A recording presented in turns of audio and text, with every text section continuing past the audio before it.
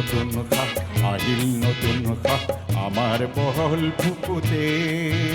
আৰু এই সাংস্কৃতিক সমাৰোহৰ ভূপেন্দ্ৰ সংগীত প্ৰতিযোগিতাৰ আহি আহি আমি একেবাৰে শেষ অংশত উপনীত হৈছোঁ।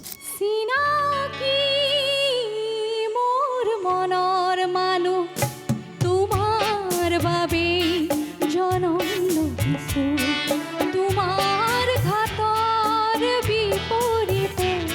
প্ৰতিযোগিতা যিমান ভাল লগা আছিল, এই সময়খিনি তাতোকৈ বেছি আমাৰ দুখ লগা যেন হৈ আহিছে লাহে লাহে, কাৰণ আমাৰ সেই পৰিয়ালটো কাইলৈৰ পৰা ঘৰা-ঘৰি হ'ব।